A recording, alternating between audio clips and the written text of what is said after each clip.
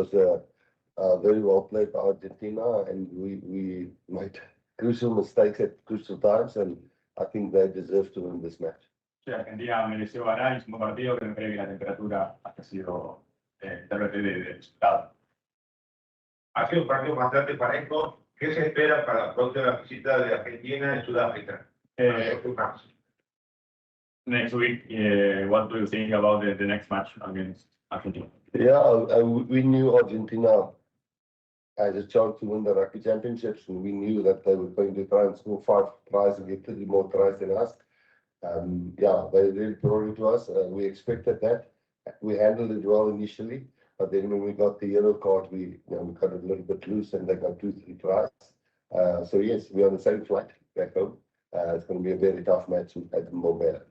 Se espera un partido duro también como el de hoy allá en Sudáfrica, pues que Argentina también tiene chance de poder ganar con el bonus del primer campeonato, así que se cree que va a ser un partido muy duro.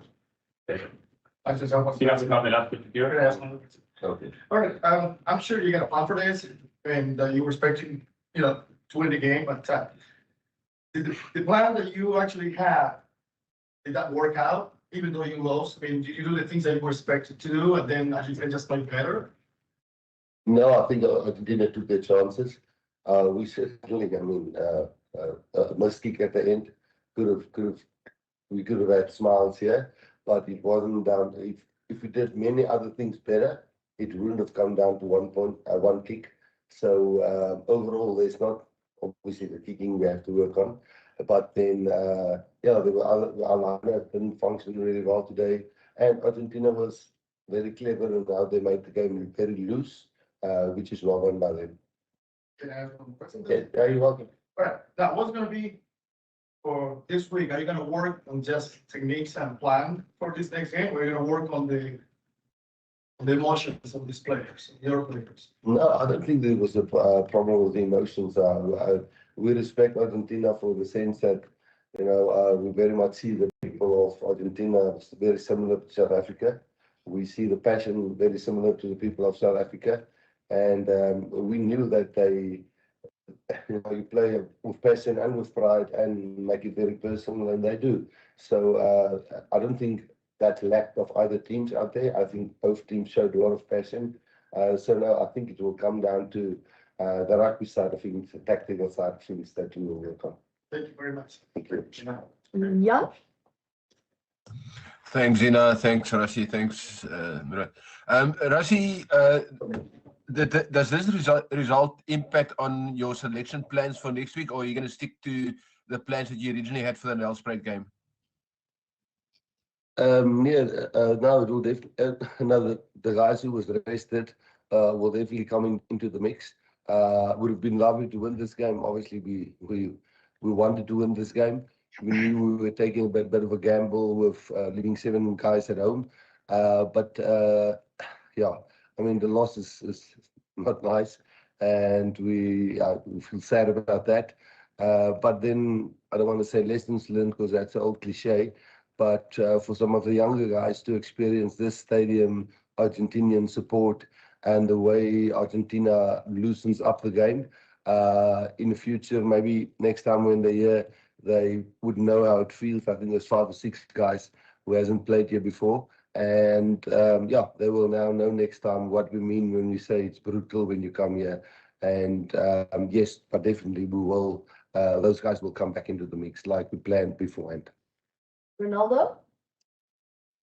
Hey guys, I got Rassie. Question for you quickly. I mean, we had an amazing start. We were up 17-zip up until about 20 minutes, and a massive game momentum shift there. I mean, what would you say was the main reason for us not continuing with that momentum in the game? Yeah, well, no, we did start well. I'm always nervous with games when we start so well. We tend to be a team that tries to attack from when you're behind. But no, you're right there. We should have put them away there. Unfortunately, we got the yellow card. They really exploited that really well and got outside our defense a lot when Kirtley was off for those 10 minutes. And I think they scored 2 tries in that spell, if I'm correct. So I think that was the momentum shift.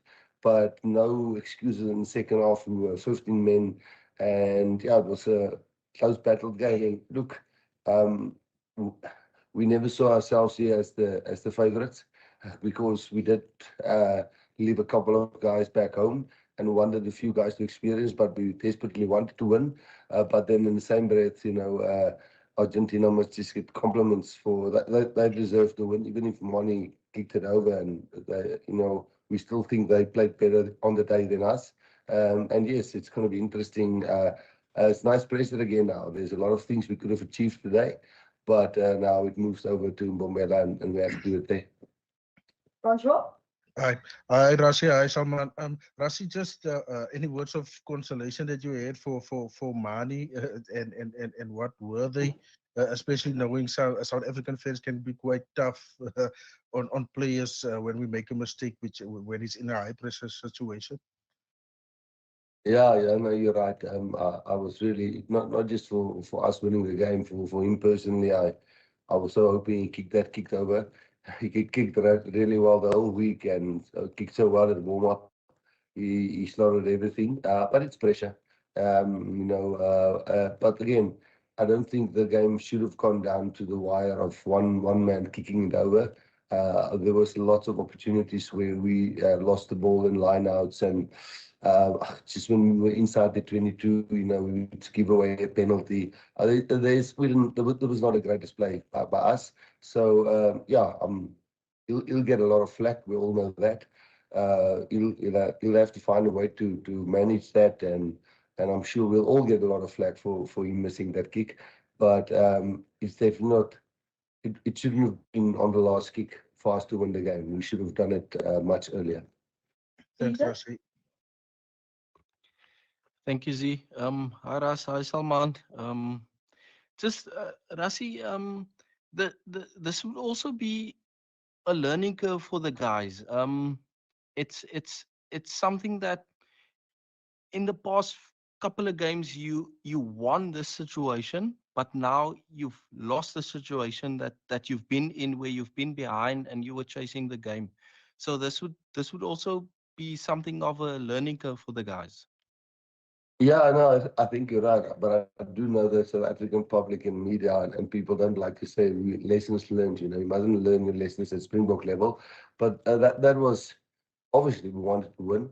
But yes, we also wanted some guys to experience Argentina away from home with. They're very passionate. They're a lot like South Africa. There's also a lot of heart and soul going into the game. And we've got a lot of respect for that. And there was a few players that never experienced that since Super Rugby is gone. And for Argentina not to have even a provincial competition where they play in what Filippo with his team does, I mean, they beat the All Blacks without even getting a bonus point. They smashed Australia by 60 points. He's getting them really tight as Argentinians. And they sure bench Jason and Jan Hendrik and Elrich and a couple of guys who would have felt these guys for the first time, and Ruan and so on. But lessons to be learned, but also the game could have been won even though we made a lot of errors. I don't see any further hands, so I'm going to pop a question to someone. Someone, just your thoughts on the game? I thought for large parts of the game, especially in the start, we did really well. We put them under pressure, and then obviously we got the yellow card, and then we took our foot off the pedal, as the cliche goes, but it just wasn't good enough. A lot of credit needs to go to Argentina. They are quality side, and especially at home, if we're not going to be on our game, they will punish us. So well done to them. We'll have a hard look at ourselves, and then we'll do everything we can to fix it. Thank you, Gina. Sorry, just a quick one, Rashi. Is there any injuries that we couldn't see from the television? No, there was just blood to Ruan. That's the interesting thing. We didn't have any injuries. Now, all the subs that were made were trying to swing the momentum of the game, so none were made for injuries.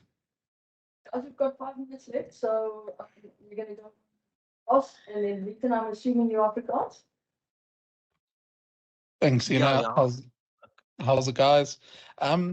Rusty, obviously, once everyone sort of gets over the disappointment of it all, it really has sort of set up quite a grandstand finish in Mbombela next week.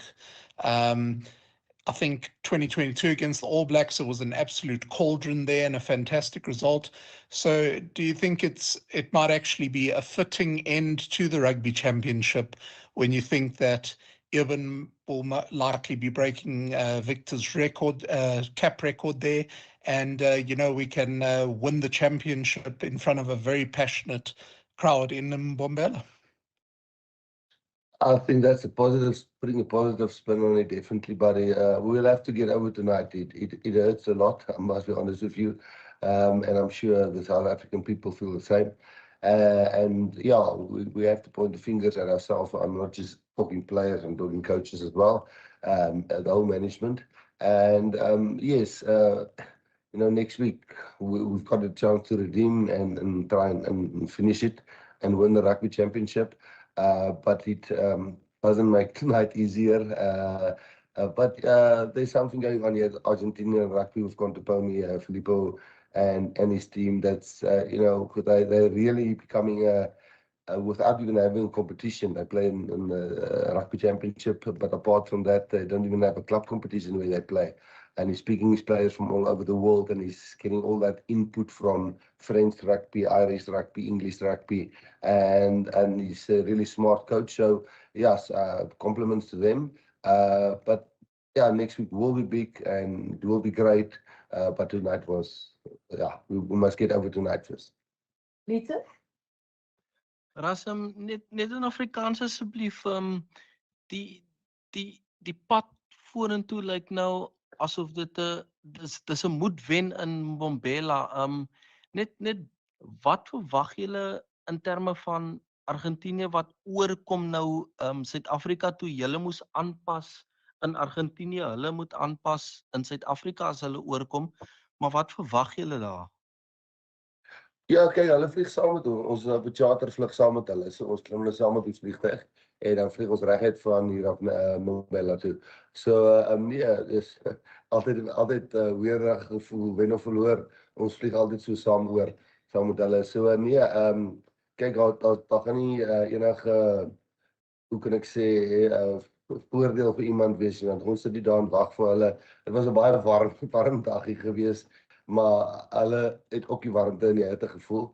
En ja, Mbombela was 'n lekker gees, is lekker om te speel. Ons het goed gedoen teen die All Blacks. Maar ja, hierdie is nou opgeset vir 'n regte hamdinger en 'n baie groot game vir ons om die Rugby Championship te wen. Ek dink hulle moet ons wen met 5 punte en ons moet nie 1 bonuspunt kry nie vir hulle om die Rugby Championship te wen. So en ek dink hulle het die hele tyd so geglo, die manier wat hulle gespeel het. Jy kon nie sien waar hulle drie druk, hulle het gekyk vir daai bonuspunt. En ek dink hulle het alles gegooi wat hulle kon na ons in hierdie game en hulle het positief aan die ander kant uitgekom. Ashfa? Hi guys, Russ, I guess your focus is still on the title for next weekend, but just looking further afield, did you get some answers on some players tonight, or is it too early to say, oh, this guy didn't perform, so he's not part of the plans, because you still want to build these guys, being able to handle such pressure situations? Yeah, well, this is how the younger guys learn to handle these pressure situations. I think we kept 11 players last week that is new into our system. 11 of them got caps there at the Cape Town Stadium. And there were certainly a few of them today. I think Anna Hendrik, he only played 10 minutes, but I think he really played well when he came on. Elrich always brings something to the party. I think Ruan really aligned us today. They contested well. That will be a learning curve for him with the way they contested, totally different than the other countries. So in all areas, I think Ian Lukanyu playing 12, Jesse playing 13. But the tries were scored when we were man down. And then your defensive, especially if you've got to lose a wing, that happened to us in the World Cup final as well. then it's really, really tough to defend the way we want to defend because you're short in number. So, yes, it will be a learning curve, but there was enough older guys on the pitch to could have settled the nerves. Not the nerves, how do we turn the momentum, and we couldn't, and that's something we have to work on. Guys, you've got to catch a flight, so we'll take the last question from Justin. Thank you, Zee. Hi, Rassie. Hi, Salman. Rassie, weer eens net in Afrikaans, asseblief. Net die teleurstelling van die Bokke en van die span, natuurlijk na die nederlaag teen Argentinië. Ja, nee, dis erg. Dis sleg en ou voel hartseer en 'n bietjie skaam. Jy weet, en mense wil nou sê eens is hy maar nie die een skop oorgeskop het en ons almal gesit en smile sien en ons wil sê ons het 'n klomp jong ouens oorgebring en jy weet hy het lesse geleer en jy weet Manie het sy confidence terug of wat ook al, maar dit het nou nie gebeur nie. Dit was nou nie die sprokies einde nie. So dis maar net ons moet dit nou opweet, ons is coaches ook mooi gaan dink, maar ons gaan nie ophou om ouens bloot te stel. Soos ek gesê het, ons gaan 'n paar toetse hier en daar verloor. Maar hierdie was sleg teen om te verloor want ons het onsself nooit gesien as die gunsteling in hierdie wedstryd. Juist omdat ons 7 van die manne by die huis gelos het en ons bietjie geëksperimenteer het, het ons gedink ons is in vir 'n tie game en dis presies wat gebeur het. So ja, teleurstelling is groot, maar ek weet mense wil dit hoor. Hulle wil net weer 'n wen volgende week sien en dis wat ons gaan probeer om dit doen. Thank you, Salman. Thank you, Rassie. Dankie. Hello, everybody, and welcome to Forever Rugby on Forever Sports.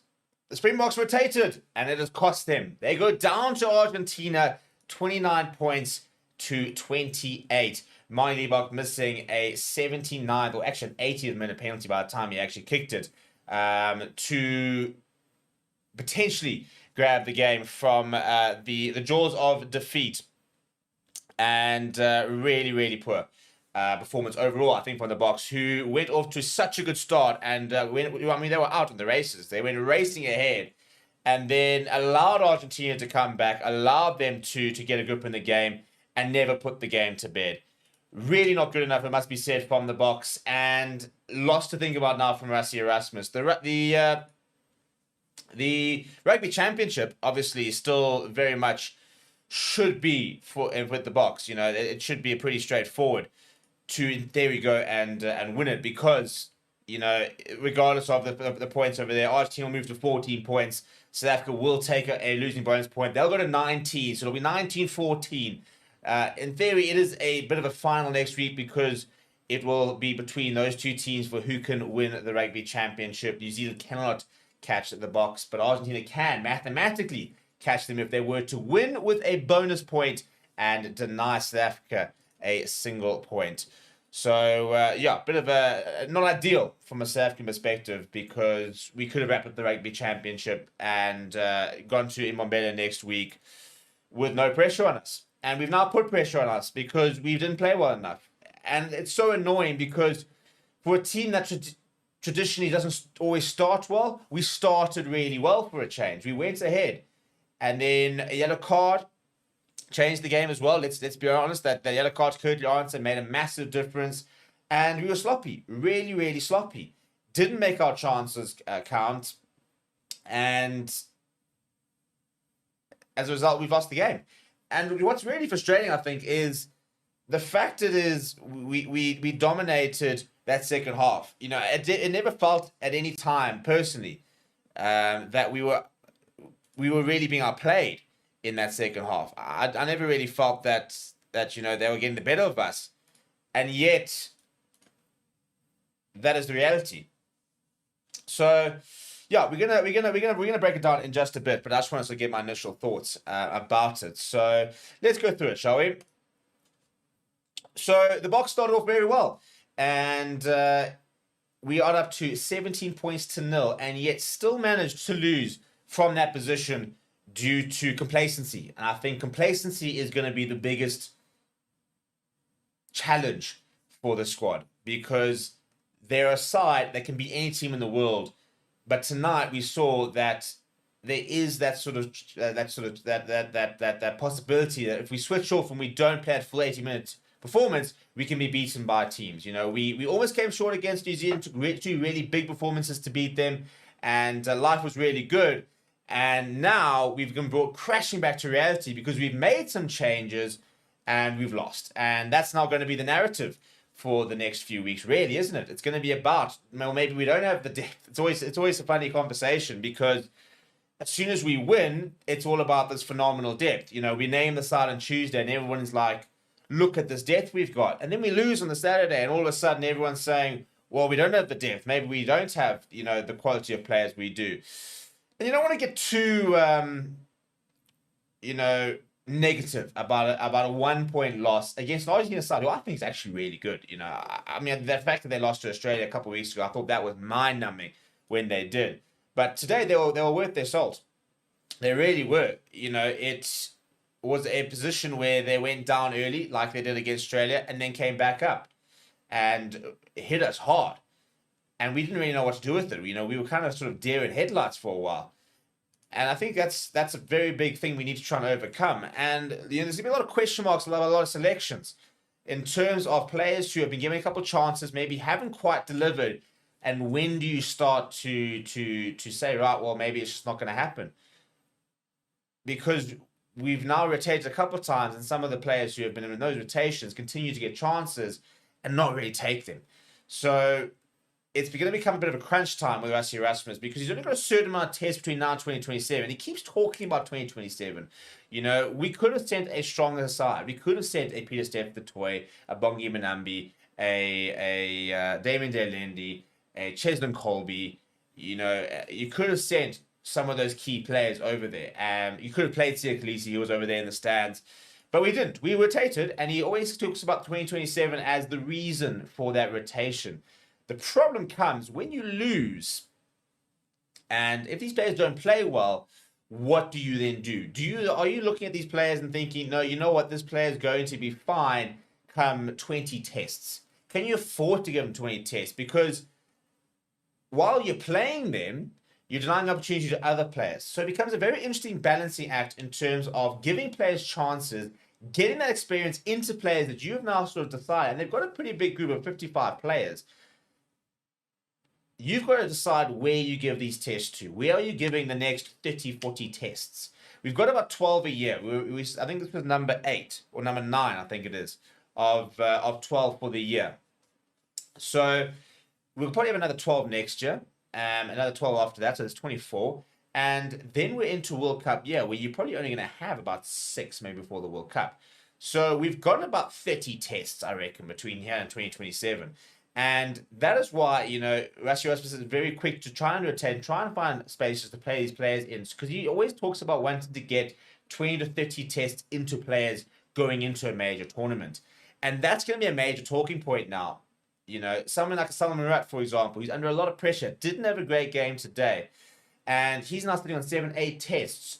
Now, do you keep giving him those tests in the hope that he's going to turn things around? We are now seeing a bit of a lock crisis. Nico Janssen van Rensburg, for example, has been called into the squad, has not been given a single minute. Does he now get an opportunity in Mobile? If he takes it, what do you do then? Ben Jason Dixon, I really highly rate. I think he will be a good Springbok. I think he's actually playing well tonight. But he's another one who hasn't maybe smashed the door down just yet. And there's also big discussions to be had about current players who maybe it's a discussion, are they going to make the next World Cup? Should they make the next World Cup?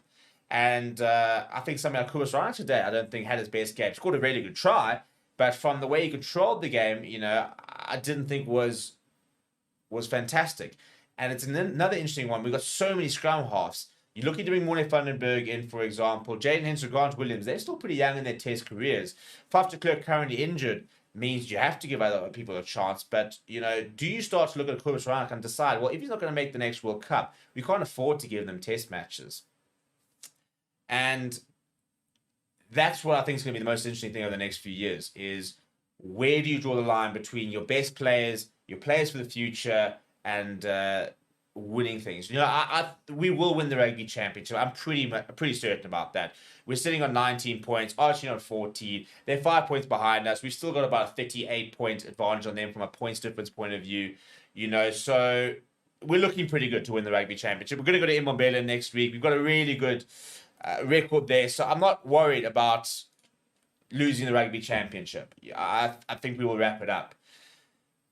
But and I don't want to get too negative about one loss either. And I think that, it's a disservice to say that this is not a team we should never lose to, because Argentina are good. They are a good side.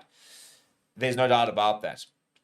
And what I feel for is Mani Liebach, who's going to get the brunt of the criticism because he missed a kick. But at the end of the day, I mentioned a couple of players. He's going to be a player that they're now going to have the conversation about. They're going to sit there saying, we desperately want this guy to succeed, but it's just not quite happening. And at what point do you pull the plug on the experiment? At what point do you sit there and say, this isn't working and we have to make a change? Sasha Zulu was backed ahead of him, and a lot of people, including me, have been saying, I still think he's got a lot to give. But when he comes on like today and he misses a penalty where he shouldn't be missing, then all of a sudden you've got to have these kind of discussions. So if you look at the game, for example, it really did ebb and flow because we raced ahead. 12 minutes in, we were 17-0 up.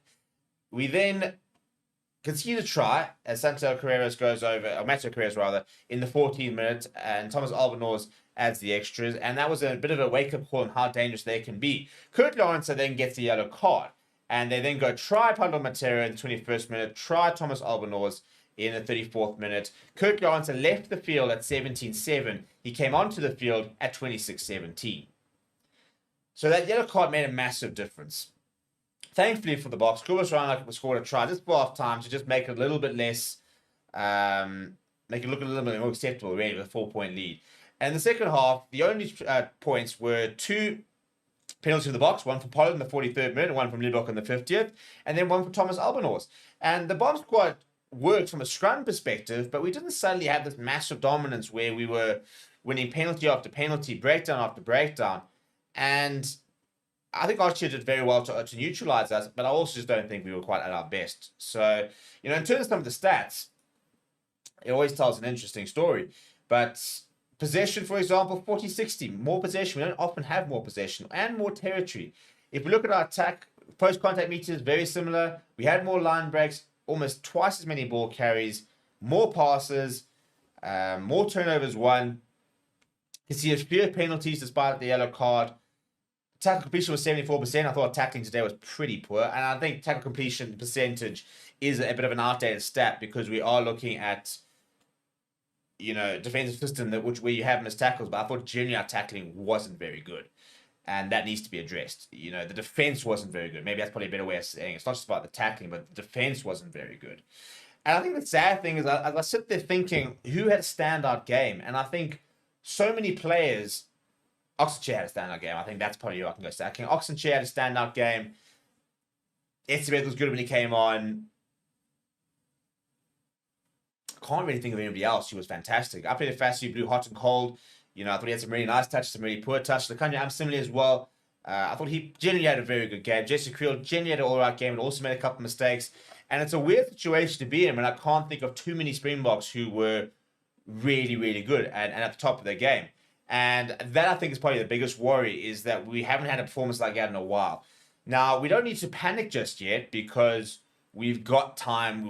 We'll probably bounce back next week. We'll win the Rugby Championship and life will all be good. But it does throw a bit of a warning out there, just to be very cognizant that complacency is dangerous. And, we know Rassi Erasmus will spin this, and he will use this to sit there and say, you guys are not unbeatable. You've just been beaten by Argentina, we've just lost number 1 in the world, I think, actually, if I'm not mistaken, with regards to the player ratings. I mean, not player ratings, the world ranking. So I think we just lost the number 1 ranking. And that'll be a bit of a sucker blow to the guys. And maybe that's what you need every now and again. You go and beat the All Blacks twice in a row and you're thinking, fantastic, we're untouchable. You go to Argentina and look, it was rotated, but there was a lot of World Cup winners in that side. It wasn't an outrageously young side. It wasn't the side we played against Portugal, for example. And we lost. So it's a warning sign. And I'm panicking. I'm upset. I'm bleak. I've stayed up at 1:15 in the morning. And I've just watched the Boks lose after watching the Lions lose the Currie Cup. I'm also a Manchester United fan and we drew. I'm also a Ferrari fan and we were terrible in qualifying. So I've had a really bad sporting day. And it's late at night. So I'm not panicking about the box, but I just think this is a timely reminder that any team can beat us. And hopefully that will then kind of sort of click a gear. And maybe some big decisions need to be made in terms of some players who are on the fringes, getting opportunities and not quite taking them. What do you think? Which of these players do you think, which of the players do you think for tonight where you think will be on the plane? Because I think they're going directly to the airport. Which of these players will be sitting on the plane going, I'm in trouble here. I'm not sure I'm, sold in the squad. Let me know in the comments below. We're going to get into our player ratings very, very shortly. And it's going to be very interesting because, shame, when we lose, people are brutal with our player ratings.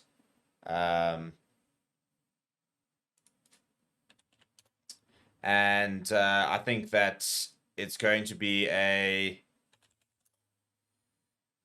very interesting. First things first, we need a man of the match. I think that's the main thing. And so I'm just making sure that this is all sorted. So we need a couple of man of the match nominations from a South African point of view. So I need some nominations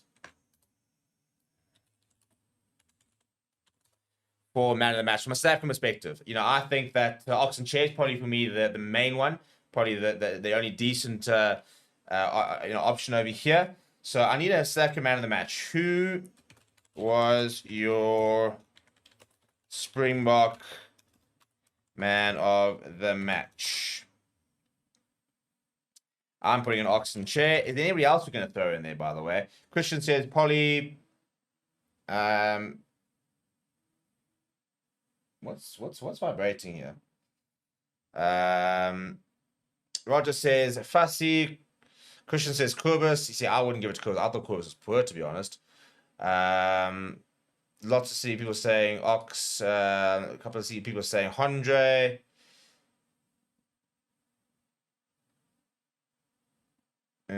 See Max and Imani, Jaden Hendricks saying you got a lot of Argentina players, Argentina fans putting in Monty Liebach. It's a bit hectic.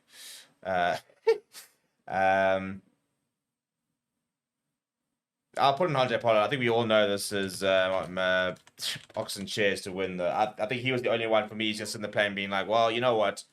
I did my part. You got stuffed up. It wasn't on me. Wasn't me. And I think fair. To be honest, because I think you did play very, very well. And you must be so annoyed when you kind of put a performance like that in and you sit there going, you bastards. Like, could you just not? Could you just not, like, let my, one of my best games in the Springbok jersey go to waste? And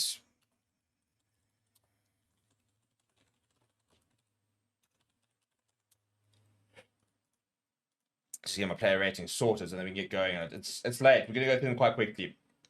We all need to go to bed. Because we all need to go and just sleep on this. I think that's the main thing. We all just need to take a deep breath, go to bed, and we'll come back tomorrow. I think that is the main thing. We'll come back tomorrow and give this another go. Well, not the player ratings, but just, the aftermath of the game itself. We will give another go. Right, so first up, it is Ox and Chair, who we need to rate, and he's so good. I'm actually sitting at a 9. I think that he was pretty faultless. I thought he carried well. I thought he scrummed phenomenally. He put in a big shift. So let's go see what his final stats were. But yeah, I thought he was really, really good. Where's my game? Here we go.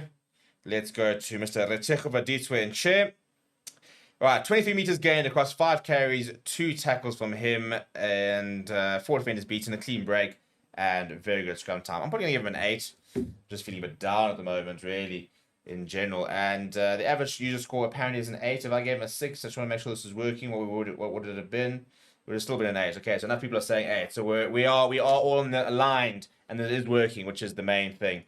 Malcolm Marks, good, I thought. One of the better players. Don't think that was very hard today, but wasn't his characteristic self. I think he is better off the bench. Look, he's a world-class player, and he is still coming back from injury. So I'm probably going to give him a 7. I think he was alright. I think he was decent. A couple of lineouts weren't great. Maybe you could mark him down on that. So I'll go with a 7, 6.4. Maybe I'm being a bit generous. I think 6.4 is probably quite fair. Thomas du Toit had an interesting game. I mean, he was part of a pretty dominant scrum. I didn't think he managed to do it. I mean, he got around the park. 6 tackles, none missed, 5 carries. I think it's a decent outing for Thomas, to be fair. I can give him a 7 alongside Malcolm. 5.8, I think, is very, very harsh. Scrum-wise, never got dominated. We won scrum penalties quite often, and he was part of that. 5.8 just seems very harsh for Thomas du Toit. He's a tight head prop at the end of the day, people. Like, he's not going to be grabbing, the headlines with, this phenomenal, tries and stuff like that. His core purpose was to scrum, and he scrummed very well. Salam Murat, now this is going to be quite brutal, and I'm sitting at about 5 for him. I think he's trying hard. I think he tries to get through work. I just think he's very ineffective at the moment. 7 tackles, 4 missed, 1 defender beaten, 4 carries. This is Roy Nokia, actually. Salam Murat had 5 carries. He made 9 tackles, not 1 missed. So I mean, his numbers aren't terrible, but I found him ineffective, and I thought as a captain, I didn't think he managed to get things under control as well. So I'll probably go with a 5 for him. 3.7. Oh, that's brutal. That's absolutely brutal. Look, I don't think he was a 3.7. I just think we're still waiting for that wow moment. Are we still waiting for that? Look, and also it doesn't help that he is competing with Eben Etzebeth. Therefore, is being compared to Eben Etzebeth. But yeah, Ronald here. Yeah, I mean, work hard, but as I said, missed 4, slipped a few tackles, carries, probably a little bit better than Salman, but I think pretty average. We're gonna give him a 6.5. So I've gone a bit low apparently. Yeah, I thought he was alright. I don't think he was phenomenal.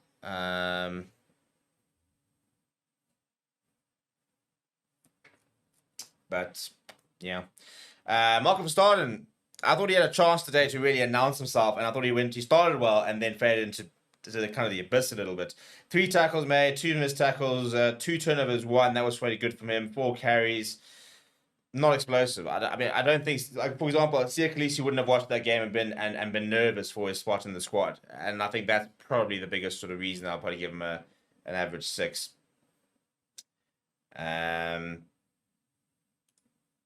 If we go to Ben Jason Dixon, I didn't think Ben Jason Dixon. I thought he was really growing into the game. He made 3 tackles, which is not really good enough for somebody who's primed to there. 5 carries. So he didn't do much wrong. Didn't do much right. Give him a 6. I thought he was better than he was. I mean, 5.4. I don't think he was worse than Marco van Staden, but I don't think it's a strange game. Very, very. It just felt like a game where you felt like you couldn't do much.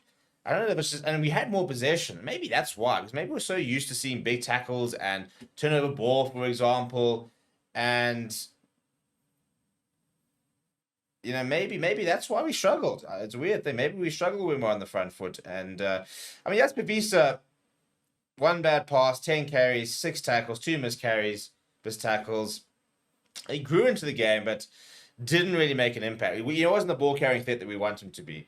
So I'll probably give him a 6 as well. Maybe I'm giving too many people a 6. A 6.1. I think that's slightly lower than Ruan Nokia, but higher than everybody else bar Marks and Ox, who was fantastic. Kubus Randak. Now I'm interested because I think it was Christian said that he had Kubus Randak as man of the match. I didn't like Kubus Randak tonight. I thought he was quite slow. I thought he was indecisive. He sometimes went right, then he went left. He scored a try, but in general, I didn't think he was particularly good. So I've gone with 5.7. So I've gone a little bit lower, but yeah, people are being brutal. Somebody made a point saying not a good time to do the player ratings, but at the same time, we've got to do it while it's fresh in our mind. We can't.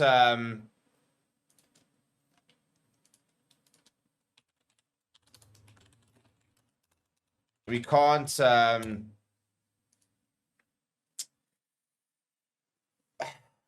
change the format just because we lost and then come back tomorrow and because then we've forgotten about what things have happened. So maybe we'll have calmed down, but we also would have forgotten what's happened. So we've got to stick to our format, which is to do it immediately after the game. Pollard, I thought he started the game well. Didn't make a tackle today, which is not great. Beat one defender. He got a try assist. So I mean, the first sort of thing, he looked quite with it, but for me, he kind of faded as the game went by. I don't feel like, and I think, you know, when we're conceding tries like that, needs to take control. And we haven't seen the general Pollard just yet this year. We know it's in there. We know it's in there, but we haven't quite seen it just yet. So I'll probably give him a 5. 6.7. Maybe I'm being harsh. If I give him a 6, we'll go up to 6. Yeah, so maybe I'm being a bit harsh. Maybe a 6 is probably about fair. But I mean, yeah, I mean, as I said, the interesting thing is the big defenders that we're used to, for example, have got like 0 defensive stats, which is all very, very odd. And yeah, but let's go to Marcus Mapimpi. Tried hard. Did Mapimpi tried really hard. Was maybe not as effective as he liked it to be. Slipped 4 tackles. Beat 3 defenders, 6 meters gain. I'll probably give him a 6. He was reasonable on attack. It was probably the better of the 2 weeks. Well, Kurt Lawrence today, one of his worst games in a Bok jersey. Lekanya, decent. I thought he defended really well. He was very, very good in defense. I'm going to give him a 7. I need to give somebody a 7 because I need to. Yo, it's 5.8. Yeah, maybe. See, I don't know. I was kind of just giving everybody 6s, wasn't I? Yeah, I thought he defended well. I think on attack he didn't have the best of games. A couple of nice defensive reads. Yeah, this is brutal. Jesse Creel, this is interesting to see. Right, his game reads as follows: 3 tackles made, 1 missed, 1 turnover, 1 try, 3 defenders beaten, 43 meters gained, 2 passes, 2 clean breaks, 1 offload. I'll give him a 6. I don't think it was the strongest game. 6.5. Interesting. Very, very interesting. I thought that he was going to get a much lower rating. People tend to pile on to Jesse, especially when we lose. We'll go to some of the ratings over there just to see what everybody else says. Killian voted Mapimpi for a 6. Gene Birch said Mapimpi 7. A couple of the people saying, yeah, people are between a 6 and a 7 for JP Now said he was terrible. I don't think he was terrible. I don't think he was phenomenal, but I don't think he's terrible. I'm surprised that Pollard's sitting with a 6.7, in all honesty. With Lekanya, I'm sitting at 5.8. Kurt Lawrence, as I said, I don't think Kurt Lawrence had a particular. I mean, what did he do today? He didn't. Yeah, this is woeful, by the way. 44 meters gained, no defenders beaten, no clean breaks, no offloads, not try assist, a yellow card, 1 tackle attempt, and he missed it. Yeah. I don't even think he actually took a ball out the air either. I mean, maybe 4 sounds harsh, but I mean, I was telling to somebody on the during this. I see messages on the live stream while I was live, and I just thought he was nowhere today. I thought that a lot of people were saying in the live chat, we know where's Cheslin, and I think damn right, where is Cheslin? He's a phenomenal player, Kurt Lawrence, and I'm never gonna, I'm not gonna worry about him. But I thought today he's just nowhere. He's kind of like a ghost. Could have had Casper out on the wing. Fussy's going to be an interesting rating because I thought Fussy was all or nothing. I thought he had some really nice touches and some really bad touches. I thought he defended well when he needed to. I'll probably give him a 6. I think, and this might be harsh. He'll probably be sitting at a 5.9. Okay, so yeah, maybe I'm not alone. Yeah, I thought he had some good moments and some bad moments. I don't think he sort of, the problem is, I think maybe also, in comparison, for example, we've been very used to the shirt Fussy recently. Today, we kind of saw the Fussy, a little bit of the Fussy of old, but, where he just sometimes tries a bit too hard. I think, when he lost that ball in contact, about 3 or 5 meters from the line, that kind of thing was frustrating, but he also had some really nice, breaks where he put some impetus into our attack. He was pretty good under the high ball, but relatively ineffective. So, yeah, let's go to the bench. John Hendrik Wessels off the bench pretty late. 5 carries from him in his 11 minutes. Give him a standard 6, 5.8. Gerst Dennekamp, 1 carry. Look, to be fair, the scrums are pretty good. I'll give him a 6. Vincent Koch actually might even. Wait, I'm confused. I'm still in the same player. I'll give him a 6. I mean, I think he had nothing else bad to do. I mean, 5.4, for example. I mean, who's sitting there rating him a 5 or 4, for example? Like, what's the guy supposed to do? He came on, we won scrum penalties. Similar to Vincent Koch, you know, came on, didn't really see him carrying like we sometimes do, but didn't miss a tackle, won a turnover, got his scrums done. I think it was actually a decent cameo from him. I mean, 5.8, I think I find very, very harsh. Eben was busy, one of the better players, but didn't actually do much. He was kind of like, he looked busy. I mean, he had a nice turnover. I think it was 2 high balls he got ahead, but we didn't see him carry and we didn't see him tackle. And I thought it was, you know, so I think a 7. It sounds like a weird one considering I don't think his output was particular. I just think he was very. I don't know if it's the TV showed him a lot. Maybe I'm being harsh. I think 7's probably a better bet actually. Albert Lowe off the bench. Wasn't as it was a bit more quiet than previous years, but again didn't do much wrong. Probably give him an average 6. 6.4. Yeah, I think he was. I think what we're seeing is he's good off the bench. To be fair, I think we are seeing that this is where he should be coming in. That he should be coming on the bench in that bottom squad. I think that Brian saying scrum's poor when Steenkamp came on. We won 2 scrum penalties.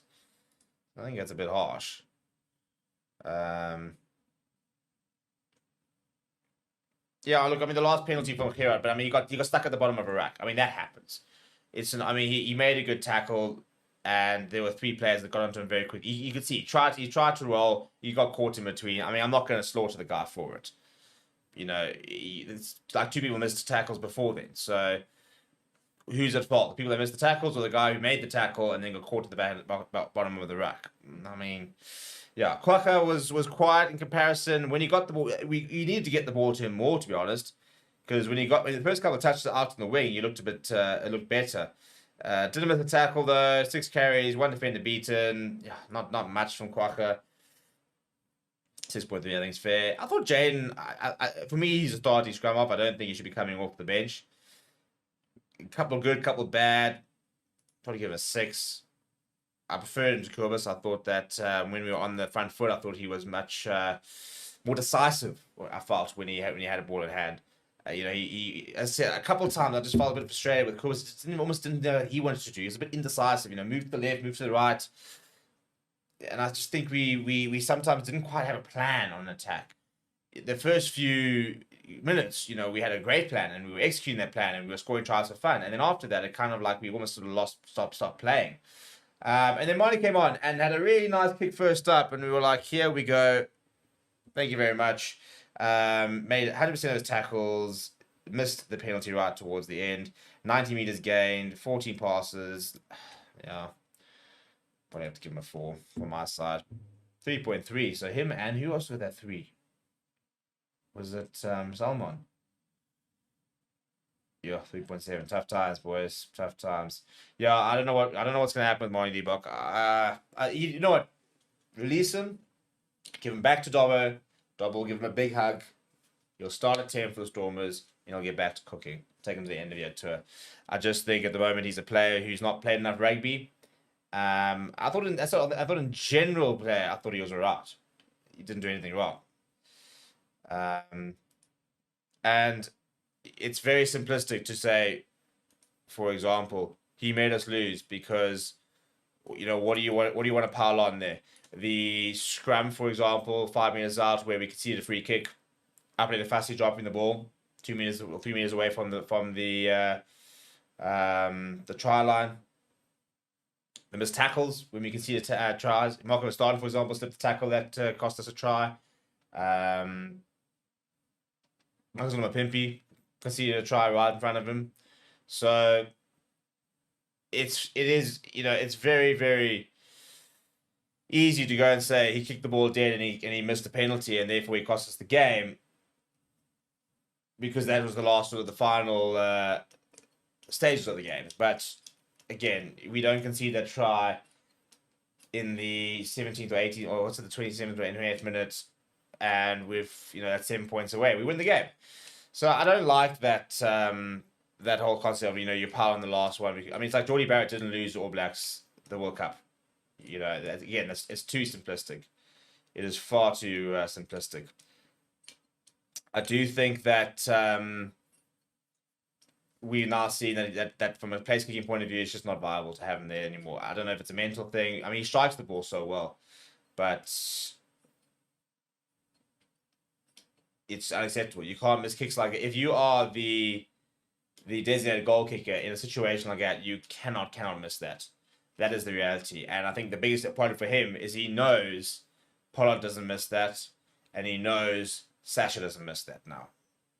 And that's the issue, is that he's now sitting there going, they're not going to pick me ahead of those two in the press situation because they've done it before. Look, Pollard also missed. He was 80%, so there was a miss in there. But a kick like that, I think the main thing is that Pollard would probably not miss that, and Sasha probably wouldn't miss that. And I think that's the big thing that Marnie's got is the problem is, and he'll know that, and he'll be sitting there on the play. And again, just get him back to the Stormers, get him playing under Dobber again, get him playing with a smile, send him to the Lions. We'll sort him out at the top here. But it's becoming a tough thing for him to come back from. Now, this is an interesting one here, because I think Rusty got a few things wrong. I genuinely do. I do think he got a few things wrong. I would have started Bonnie Liebach, by the way. If we were going to go with him, I would have started him. And I would have started Sia. I thought we lacked leadership. To go over to Argentina and have Salman Murat captain is not ideal. And it's not, and this is not necessarily even just about Salman himself. You could have made. It's a bad example because he's a great player, but it wasn't the time to be trying a new captain, not in Argentina. And you could say yes, it's a great experience for him and stuff like that, but there's a difference between experiences you can learn from, and I think there's experiences that this now affects him. This can make or break a player, and I think that a player who's playing for his place shouldn't be the captain. I think that's the main thing for me. I think, he's a natural captain. I think there's no doubt about his leadership abilities. He's well respected in the Stormers camp. He's captain there. He's well respected in the Bok camp. He's captain there. So I don't think anyone's doubting his captaincy abilities. But he's fighting for his place at the moment. And you're now asking the guy who's desperate to try and prove himself as a player, well, he's also the captain. And there were other options in that side. And I would have started Sia. And let Salman Murat start a game where he's not captain. He's now done it 3 times. I think. Twice. 3 times. Twice.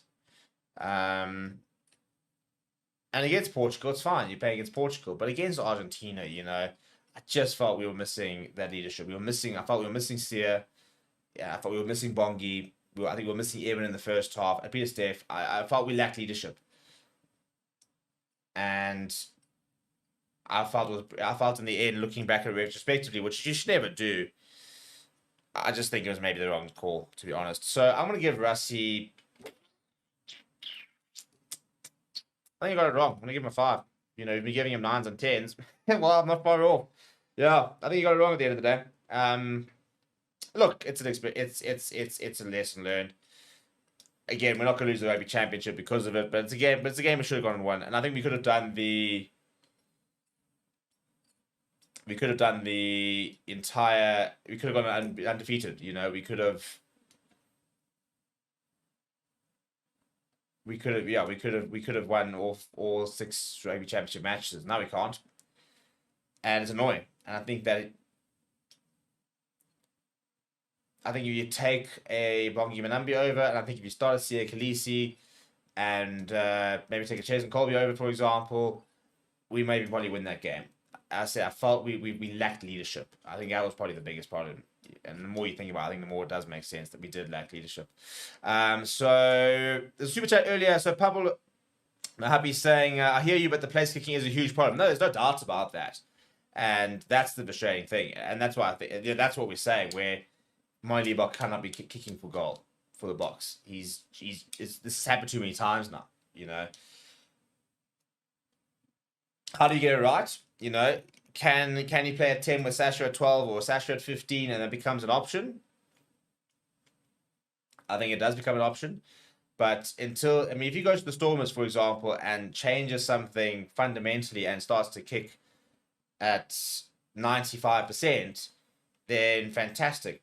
And I mean, the BMT argument, it's an interesting argument because, you know, he slotted that kick, for example, after extra time against La Rochelle to send them into the quarterfinals. I think it was last year in the Challenge Cup. You know, he slotted that kick to beat Ulster in the semifinals to get into the URC. So it's not like he's never ever slotted, you know, BMT kicks.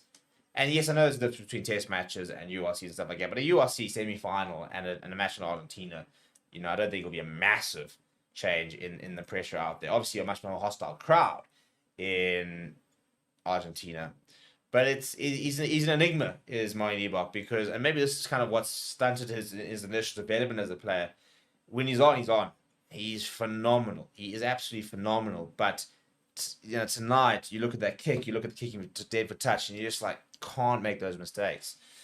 And you want players to be bold, but you kind of need that safety, don't you? You need that. Well, I can try and get us on that 5 meter line, or I can take my medicine and put us 10 meters back. And maybe that was the play, you know, because he puts us 10 meters back. Maybe we go and score a try, and you just need to worry about that kick right at the end. So, you know, the game's in small margins like that. And yeah, so we're going to wrap up there, people. We've been rambling for a long time here. And it's no good to just keep rambling. So let's wrap it up. And we will reconvene tomorrow, shall we? I think that's probably a good idea. Please do smash like on the video. Oh, by the way, I got to all the man of the match poll. Sorry, to Oxen Chair. So Oxen Chair has walked that as expected, and 79% of the votes. So Ox, thank you for pitching up. Everybody else is not going to have a very fun flight home. And we'll post these player ratings tomorrow, so you can go and review and we'll see what happened to them. But I'm going to go to bed. I'm going to cricket match in 7 hours. So I need to go and get some sleep. I've got to be at the cricket field in literally about 6 hours' time. So it's just not ideal. So people, please do smash like on the video. Please do subscribe to the channel. Hello everybody and welcome to Forever Rugby on Forever Sports for today's Rugby Championship Round 5 review. What a weekend. A 3-point victory for New Zealand, a 1-point victory for Argentina, and probably one of the best rugby championships we've ever had. It is going to go down to the last weekend. It's going to go down to the last match, in fact, with Sunday being a bit of a Saturday rather, being a bit of a final in Mbombela. Although, to be honest, you know, South Africa basically needs 1 point out of the game, whereas Argentina will basically have to go and beat South Africa with a bonus point, stop them from getting points, and that's how they can win the rugby championship. But the fact is, mathematically, they can still win the rugby championship, which is going to be quite interesting, given the fact that they've never won a rugby championship, and they've never really been in the contention to win a rugby championship, for example. This could be the very first time either the right results go past. I think the Argentina could come second, for example. So it's a massive improvement for Los Pumas, who under Felipe Contepomi, I think are going to become a really, really good side. And we saw that this weekend with that loss at the hands of the Boks, where they deserved to win. The Boks didn't play particularly well. And obviously, the latest penalty that missed and stuff like that. But the fact of the matter is, a Springboks side, which have not been conceding a lot of tries this year, conceded tries against Argentina. And that's really, really positive for Los Pumas. So before we look at the sort of the table and some of the stats from this weekend, please do smash the like on the video. Please do subscribe to the channel as well. Let's go have a look, shall we, at the Australia versus New Zealand side. The Bledisloe Cup won by New Zealand this weekend. Or retained, rather. I think they're going to probably relook at the format, to be honest. Make it either, a 3-match series or, a one-off match, for example, and winner takes all type of thing. It's a bit similar to the Freedom Trophy. Funny how that conversation haven't really happened with that regard. But, it's for such a big competition, such an important trophy, for example. It's becoming far too difficult to try and sort of win it outright after, win 2 games in a row, for example, and stuff like that, or 1 home, 1 away. And once you've got that trophy, then it becomes much easier to retain. But I think the main thing for Australia is that they stood up this weekend. 28 points to 31. Once again, that last 20 minutes continued to be a massive, massive issue for the All Blacks. So 4 tries apiece, very similar meters gained, more carries from an All Blacks perspective, more defenders beaten, as well as more clean breaks. passing more offloads, and but also more turns conceded, interestingly enough. From a defensive point of view, Australia probably missed too many tackles. 35 missed tackles is always going to hurt you, for example. But we're pretty good at the breakdown. Fraser McGrath, when he plays, he's a really, really strong player. Unfortunately, has been injured for a lot of the rugby championship. But the breakdown, for example, was pretty well contested overall. But I thought that Australia sometimes just didn't look after their ball well enough, which New Zealand did a lot better. Set pieces as well. Australia, that line out is a problem, and if your set pieces aren't functioning at the absolute optimum, it always becomes difficult to beat sides. Similarly, sort of their discipline slightly worse than New Zealand. But the fact of the matter is there wasn't a lot between the two sides. And if you look at some big performances, for example, Wright looked really good with ball in hand, always looks very exciting. I thought that we saw a lot more from Hunter Pasami and Len Iketal towards the latter stages of the game. Big game from Fraser McGrath. Fortina Tupou in the loose looked a lot better. And you look at New Zealand, for example, Will Jordan very active with ball in hand. Still questions being asked about Damien McKenzie, for example. And I think the main thing from a New Zealand perspective is just this bench. The fact that they're just not getting any sort of knock-on effect when it comes to the bench. They're just not responding. They're not coming on and having any sort of impact, and that's a very worrying thing, because you look at sort of what's happening over here. The 2 yellow cards, and the fact is, the last time they scored points was in about the 50th minute, I think it was. So that's a big problem for New Zealand, something they're going to have to be a lot better this weekend. They will be in New Zealand, obviously that makes things a little bit easier. But we then look at South Africa versus Argentina. Now South Africa racing off to a 17-0 lead within about 12-15 minutes. But then just conceding points for fun, to be honest. 4 tries unanswered before a final try before the half time. And then a very strange second half where South Africa did offload the bench and kind of brought in that bomb squad, but didn't really have the desired effect. We were doing very well scrum-wise throughout the game, dominated the scrum, but couldn't really make it count, and being outscored by Argentina, actually, which is an interesting thing. So, a lot of meters gained, a lot of carries, for example. Both teams pretty positive with ball in hand. I think defensively, this would be a worry for Jerry Flannery in terms of that 26 tackles missed of 73, when you think that Argentina missed fewer tackles despite being asked to make more than double the number of tackles. And I think that'll be a worrying thing. Obviously, it is a defensive system. He inherited from Jacques Nienaber, now imposing sort of his own sort of flair to it. And that's always going to be a stat, which is going to not always tell the real story, because it is a rush defense. It is all about stopping momentum, making the hits, for example, not necessarily just about letting them come at you, making the tackles over and over again, where you can kind of be 100% tackle success rate, concede 2 or 3 more tries, for example, and all of a sudden, you've lost the game. So it is a bit of a different defensive system with regards to that. But breakdown work, generally, ball retention was pretty good from a South African perspective. Didn't really see too many steals. I think that was also a problem. That I think from a breakdown point of view, I would love to see South Africa being a bit more competitive at the breakdown. Turnover ball, for example, something that we could really use. The scrums, I mean, it doesn't really tell the story, if you're honest. If you look at the 70% versus 80%, because we were the better scrum, there's no doubt about that. 1 penalties there as well, and looked really good. The 1 yellow card was a massive part of it. You go and look at over here. Yellow card over there, and 2 tries conceded during that time. 12 points, I think it was in total. So it definitely did hurt us. So if we go into the last weekend, this is how the points table is looking. So South Africa sitting at 19 points. Argentina can get a maximum of 19. So South Africa gets a single point this weekend, and they will win the Rugby Championship. If we look at points for example, Argentina scored the most points this Rugby Championship so far, followed by New Zealand, and then South Africa. The big thing for South Africa is the defense has been so good, and this past weekend conceding 29 points. That's, I think, is actually the most points we've actually conceded this Rugby Championship. So out of those 87, 29 coming from just this weekend. Also scored the same amount of times as New Zealand, fewer than Argentina. They obviously had that record defeat against Australia.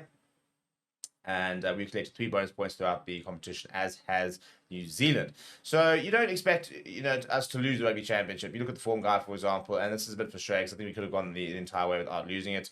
Interestingly enough, for example, you look at some of the stats, and our defense has been, from a tackles 1 percentage, the worst in the Rugby Championship.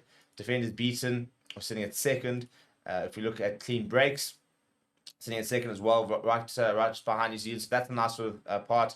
This for me is a big worry. The fact that our lineup percentage has been, about 85%, much lower than New Zealand, lower than Australia, slightly better than Argentina. We've got to get a better lineout going at the moment because it's just not really good enough. Also annoyingly is we've got the most yellow cards for the Rugby Championship. Now this is an area we were so good in the World Cup. In fact, we went the entire group stage without receiving a single card, and so the discipline needs to improve from a South African perspective.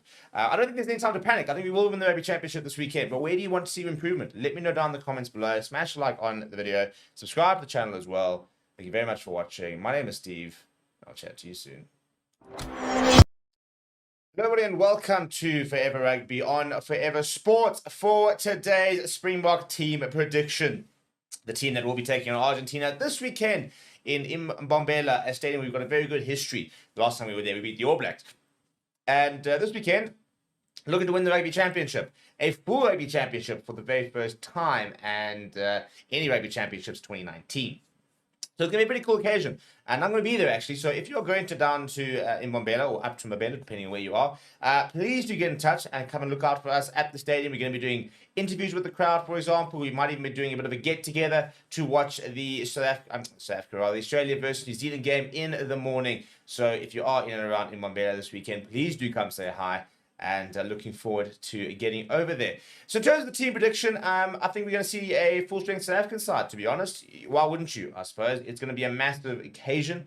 It is going to be the record-breaking test for Evan Etzebeth, where he will become the South African with the most caps ever for the Springboks. And what an occasion that's going to be for him. He's an absolute legend of the game and is about to become our all-time leading appearance maker, assuming he gets picked, which, unless there's any injuries, which apparently weren't any after the game in the post-match press conference, he will play. And that's going to be very cool. So in terms of the team, we obviously had a couple of players who were out and were rested for the game. There's no Sashfami Gomazulu. He is currently injured and might be fit for the end-of-year tour at the stage, but will not be available for this weekend. So in terms of the side, this is what I have gone with. So after being rested, I put Abongi Benambi and France Mahova back into the starting lineup. They'll line up against next to Oxen Chair, is what I think. And Oxen Chair at the moment, currently, potentially, he could be sitting with a shout to be one of the best props in the world right now, if not the best prop. I think generally the way he's been playing recently, the performance against Argentina, the scrum performance in particular, absolutely seismic. I expect Eba to start in this test, and I think he'll be next to Ruan Lokia, who's been very impressive so far. And then I think we'll have sort of normal programming resume with that back three. Sia Khaleesi for me will come back in the starting lineup, will captain. Peter Step-Toy will start at 7, and I think they'll continue with Jasper Wiese at 8. I'm really, really hoping we're going to see Jaden Hendricks start this weekend. I do think he's a better starter, for example. I thought he played better this weekend than Kobus Reinach. And I think he's exactly what we need just to control the game, for example. His awareness is really good. And I've gone with him next to Andre Pollard, and who I expect to start. And then I think Kirby Lawrence, Ches and Colby updated fast will be the back three. We might see a Billy LaRue, who might continue to notch up caps. It would be interesting. For example, to see if he is included in the mix, whether he then starts, comes off the bench, for example, could be quite interesting. With no Sashfami Gomazulu, no Dan Willemse, we're not really going to see probably a 6-2 split without a secondary fly half, because we need that option, for example. And so in the sense that I've gone with Damien Delende and Jesse Creel, that kind of the record-breaking centre partnership, I expect to see Damien Delende come back into the mix. If we go with a 5-3 split, then I think we could see Lukanya on the bench, but I'll be surprised if we see, for example, a Delende combination, or a kind of Jason Creel combination. Off the bench, I've gone with Malcolm Marks and Gerstenkamp, Vincent Koch for that sort of second half bomb squad. Salman Murat is generally coming in the number 19 jersey. Has kind of been part of that bomb squad, so I don't expect much to change there. And then I think they'll go with the usual Albert Lowe and Kwaka Smith. I'd really like to see Morne Vandenberg get an opportunity off the bench in familiar conditions down back in South Africa, and hopefully better conditions from a playing point of view than what we had in Australia. And I think Monie Bok will be on the bench. I think we have to have a secondary flyer on the bench. We could go with Valiru, and if he really needs to be fly half, he could be an option. You then sort of have Jaden Hendricks as your other option from a place kicking point of view, but it is quite a high risk situation. So I do think we'll go with Pollard and Monie Bok in the 23. And I think it'll be really good to see Monie Bok get another opportunity, especially in or we're expecting to be really good conditions, dry rugby, for example. Let him have a go. Let him build that confidence back up, you know. And also, I think very importantly, you know, if you want to try and show faith in someone, just after maybe having that mistake, get him back into the mix. You know, he's done it before. He's had bad moments. He's also had great moments in a Springbok jersey. And I would love to see him get that second opportunity this weekend. Let me know what you would change. What sort of team would you pick? Would you go 5-3-6-2, for example? How would you change the side? Let me know down in the comments below. Smash a like on the video. Subscribe to the channel as well. Thank you very much for watching. My name is Steve. I'll chat to you soon. Hello and welcome to Forever Rugby on Forever Sports. Rassie Erasmus has officially named his side to face Argentina. Massive news is that Eben Etzebeth will become the most capped Springbok of all time when he starts in the number 4 jersey on Saturday. And also, in the current sort of conversation, maybe even bigger news, Mindy Bok will also start in the number 10 jersey next to Jaden Hendrickse, who will get his first start of the year after making a couple of appearances off the bench. It is a full-strength side. We have gone all guns blazing, really, against Argentina to ensure that we do not leave anything out there and leave anything but chance, go out and get the Rugby Championship trophy. And in what's going to be a historic day, hope to come away with our first full Rugby Championship ever and our first Rugby Championship since 2019. Before we look at the team, please do smash like on the video. Please do subscribe to the channel as well. This is the side that has been picked by Rassie Erasmus, and it's pretty much bang on from what I actually predicted yesterday. The only change that I didn't have in the starting 15 was Mindy Bok and Andre Part. I had those two. It's switched out. But let's go through it, shall we? So in the front row, it is Oxen Chair, Bongi Minambi, and Frans Malherbe. So experience on experience on experience. And obviously also Oxen Chair currently arguably the most informed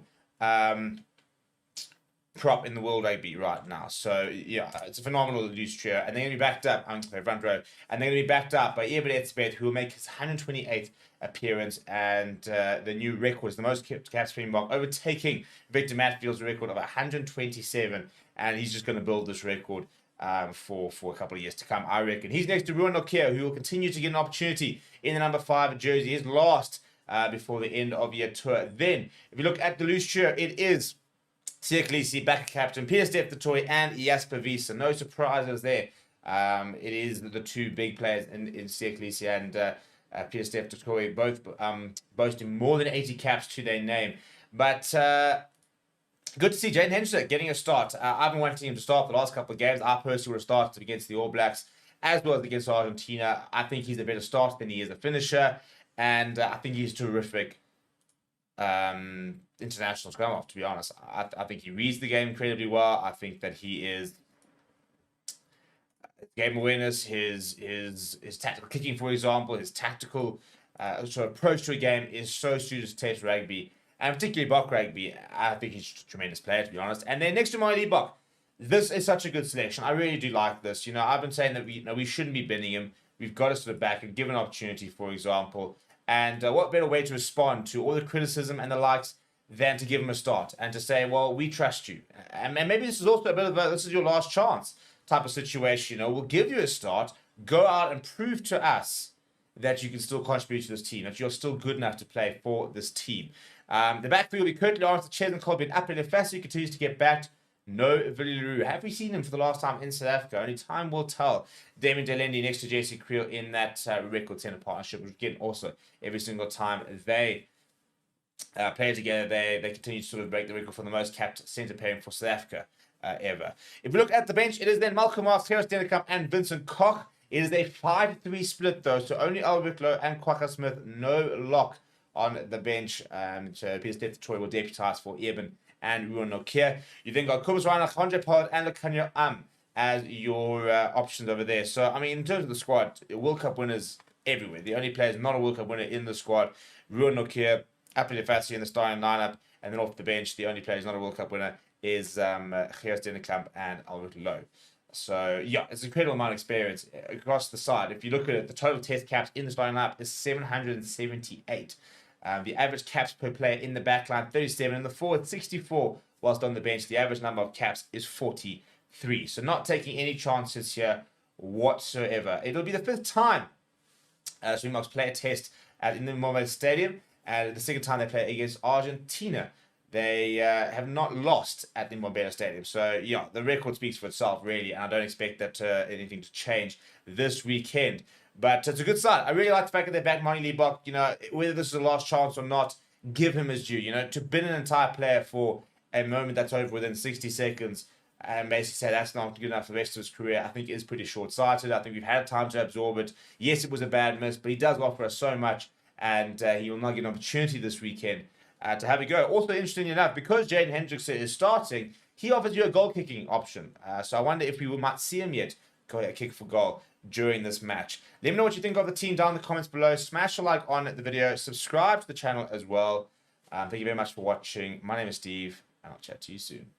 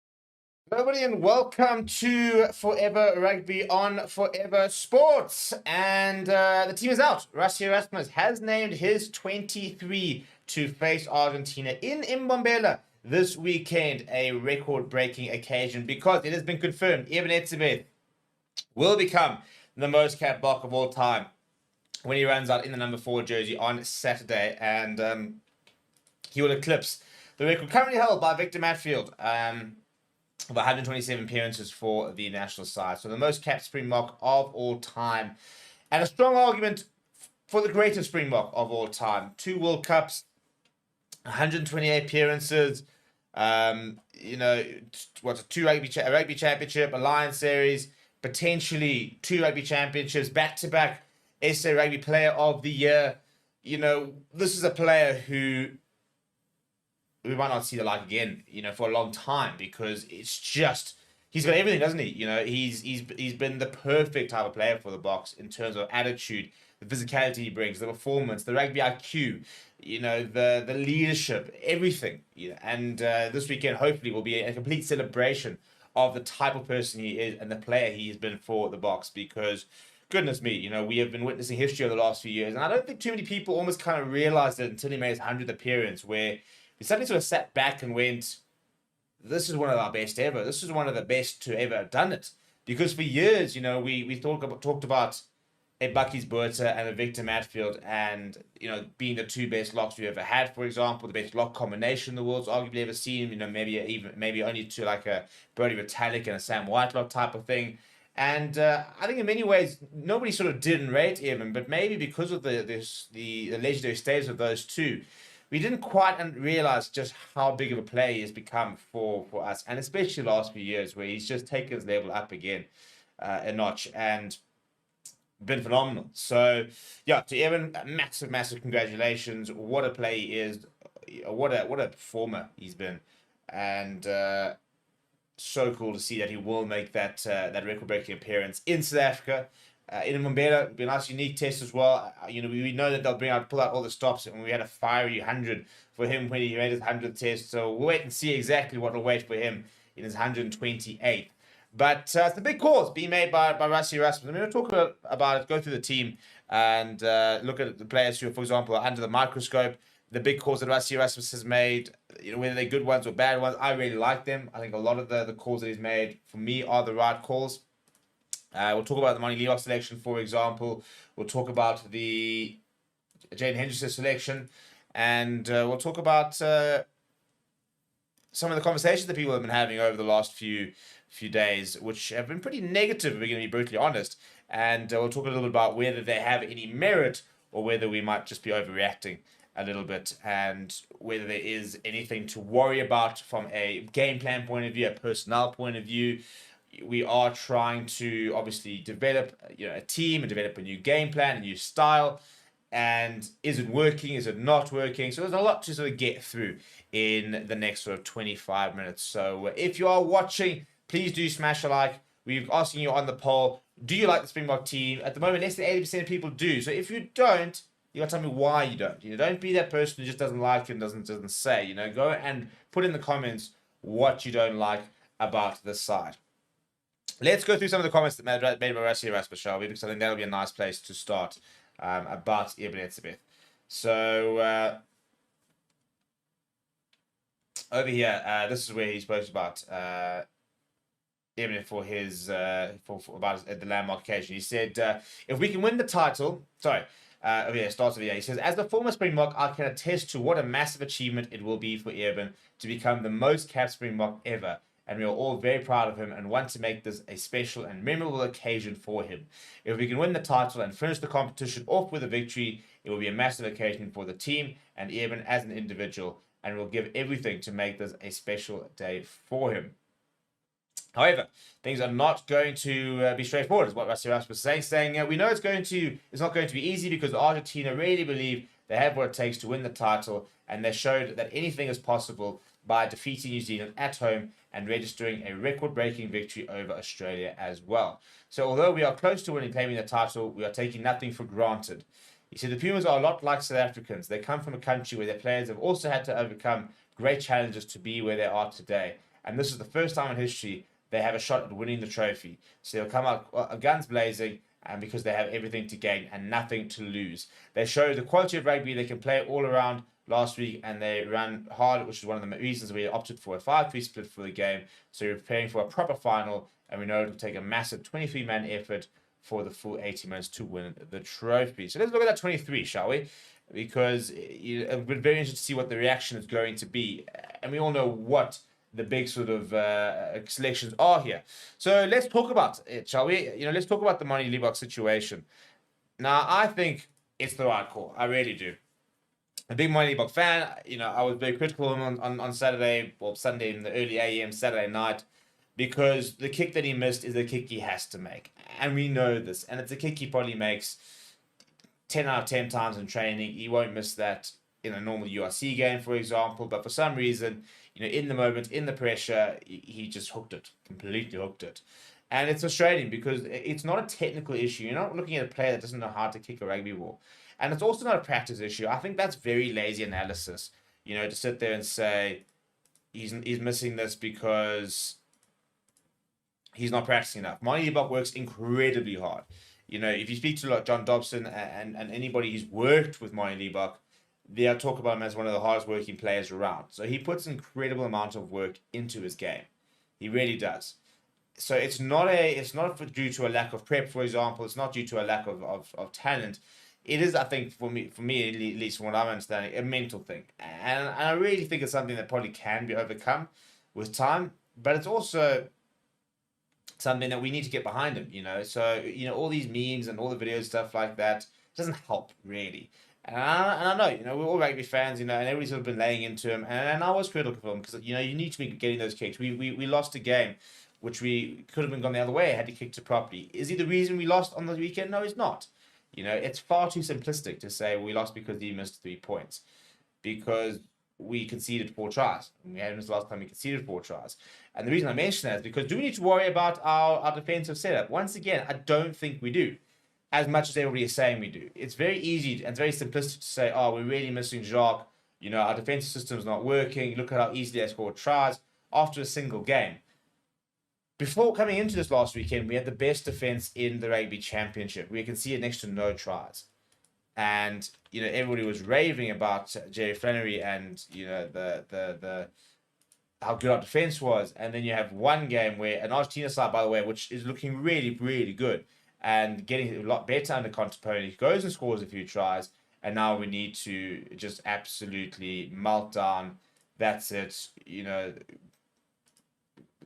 Alert in a panic stations type of thing, alert the media because things are about to go downhill, and that's not really the case. If we look at the team stats, for example, over the weekend, over the tournament, and you look at for example, defensive stats, you look at the tries conceded and the likes of that, we're doing fine. We're pretty good from that perspective, and one game does not define a team.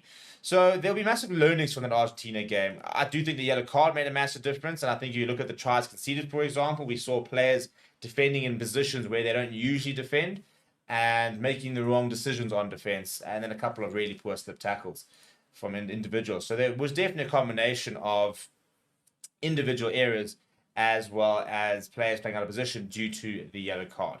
Now, during the World Cup, for example, we only conceded, I think, 2 cards throughout the campaign, maybe 3, I think it was. Yeah, 3.